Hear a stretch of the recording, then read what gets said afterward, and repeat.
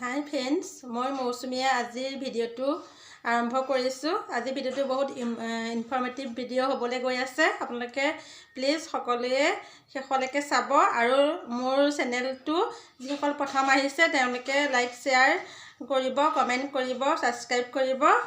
আজি আমি ঘৰখনৰ উন্নতি সুখ সমৃদ্ধি বৃদ্ধি কৰিবলৈ বৃহস্পতিবাৰে কি কৰোঁ বহুতেই জানে, কিন্তু শনিবাৰেও কিছুমান উপায় অৱলম্বন কৰি পেলাই আমাৰ ঘৰখনৰ সুখ সমৃদ্ধি আমি বৃদ্ধি কৰিব পাৰোঁ।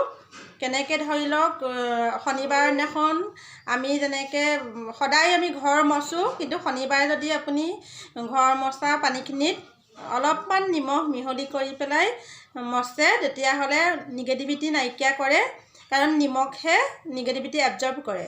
সেইকাৰণে ঘৰ মচা পানীখিনিত অলপ নিমখ মিহলাই পেলাই ঘৰ মুচিব লাগে। তাৰোপৰি আমাৰ পেলনীয়া কিছুমান জোতা চেণ্ডেল বা পুৰণা ঝাৰু চাৰু এইবিলাক আমি গোটাই থৈ দিয়া হয়, সেইবিলাক আমি শনিবাৰৰ দিনাখন পেলাই দিব লাগে। তাৰ লগতে আমাৰ বেয়া হেৰিখিনি ওলাই যায়, সেইটো কৰিব পাৰে।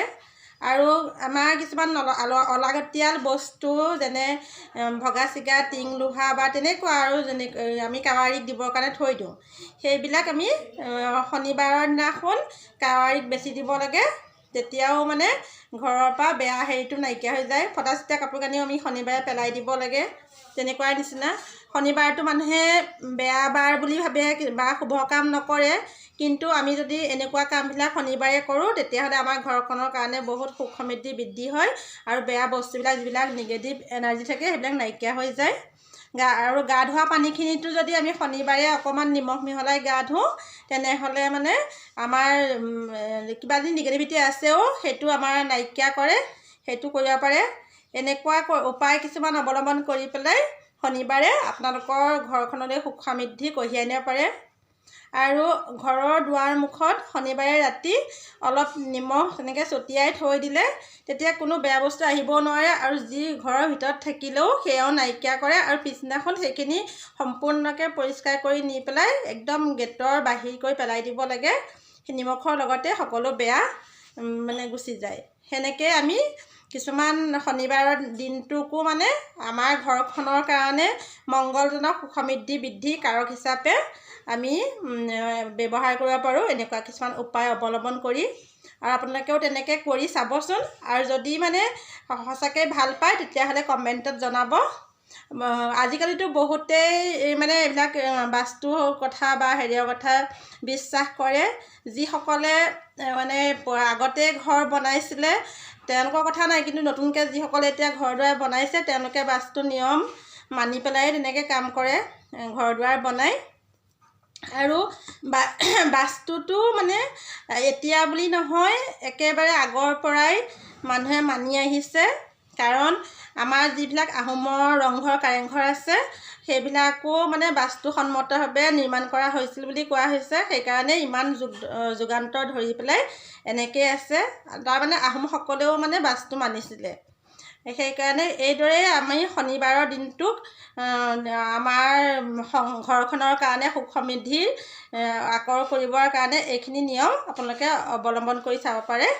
বৃহস্পতিবাৰৰ দিনটোত আমি কিবিলাক নিয়ম পালন কৰোঁ সেইবিলাক বহুতেই পালন কৰে বা জানে, কিন্তু শনিবাৰৰ দিনটোতো এনেকুৱা কিছুমান নিয়ম পালন কৰি পেলাই আমি সুখ সমৃদ্ধি বৃদ্ধি কৰিব পাৰোঁ। আজি শনিবাৰ, সেইকাৰণে এয়া মই ঘৰ পৰিষ্কাৰ কৰা পানীত পূৰা অকণমান নিমখ অকণ দি পেলাই এয়া পৰিষ্কাৰ কৰিছোঁ। আজি চাৰ্ফ টাৰ্ফ দিয়া নাইকিয়া, ইয়াতে নিমখ দি লৈছোঁ অলপ। আৰু তেনেকৈ এইটো পুৰণা ঝাৰু আছিলে পেলাবলগীয়া, সেইকাৰণে এইটো মই এতিয়া বাহিৰত পেলাই থৈ আহিমগৈ। এইজোপা মানি প্লেণ্টজোপা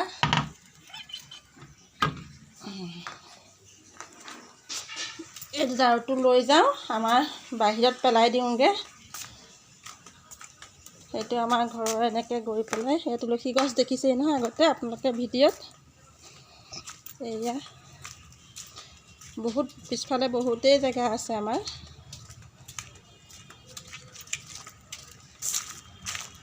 এইখন আমাৰ পিছফাল হয়। এয়া যিহেতু আমাৰ টেণ্টৰ হেৰি আছে, বিজনেছ কৰে, সেইকাৰণে এইবিলাক বাঁহ চাহ থোৱা আছে এনেকৈ চালি দি পেলাই। সেয়া বহুত মাটি আছে পিছফালে, আমি এয়া টেণ্টৰ গুদাম হিচাপে ব্যৱহাৰ কৰোঁ। এইখন আমাৰ পিছফাল। এই চুকটোতে আমি পেলনীয়া লেতেৰা জাবৰি থৈ পেলাওঁ, সেইটো পেলাই দিলোঁ। এয়া কলগছো আছে দেখিছেনে, এয়া অমিতা পুলি হৈছে। অমিতা পুলি, অমিতা লাগিলে খাব পাৰিম আৰু ঘৰৰ অমিতা। এইজোপা নাৰিকলৰ গছ আছে, এয়া এনেকৈ পূৰা আছে। আৰু এইটো পুলি অমৃত বৃক্ষ আন্দোলন ৰুবলৈ দিয়ে, এইটো জিলে এটা মৰিলে। এইজোপা আম গছ বহুত লাগে, আমি খাব পাৰোঁ আমৰ ছিজনত। এইটো আমাৰ ঘৰৰ বেক চাইড, ইয়াতে আমি পূৰা ৰ'দ পৰি থাকে এতিয়া ঠাণ্ডা দিনত, কাপোৰ মেলোঁ। এডাল ৰছী দেখিছেনে,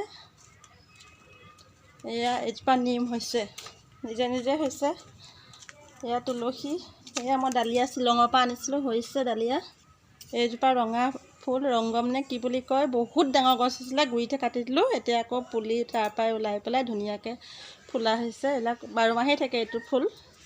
এইজোপা আমাৰ মানি প্লেণ্ট দেখিছেনে কিমান ডাঙৰ হৈছে। এয়া এটা টাবত আছিলে, তাৰ পৰাই ইমান ডাঙৰ হৈ গৈছে, ইয়াত ওলমি গৈছে পূৰা। আৰু এইখন আমাৰ গাড়ীখন, বলেৰোখন, এইপিনে বৌহঁতৰ সেয়া মানি প্লেণ্ট। আৰু এয়া তুলসী পাতৰ ৰস দি পেলাই মই চাবোন বনাইছিলোঁ, কেইবাটাও চেল হৈছে বাৰু চাবোন, ঘৰৰ পৰাই 50 টকাকৈ নিছে। আৰু এয়া ডালিয়া দেখিছেনে, ডালিয়া শ্বিলঙৰ পৰা আনিছিলোঁ, একদম আলু দিছিলোঁ, এয়া ডাঙৰ হৈ গৈছে পুলি।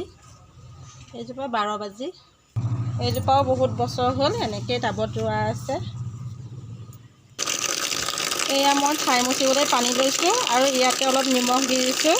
এনেকৈ শনিবাৰে যদি ঠাই মচা পানীত নিমখ দিয়া যায় তেনে নিগেটিভিটিবোৰ নাইকিয়া হয়, সেইকাৰণে ঠাই মচা পানীত এনেকৈ নিমখ দি লৈছোঁ। এয়া মই গা ধোৱা পানীটো অলপ নিমখ দি লৈছোঁ, আজি যিহেতু শনিবাৰ, মানুহৰ গাৰ ওপৰত এনেকৈ নিগেটিভিটিবোৰ নাইকিয়া হয়।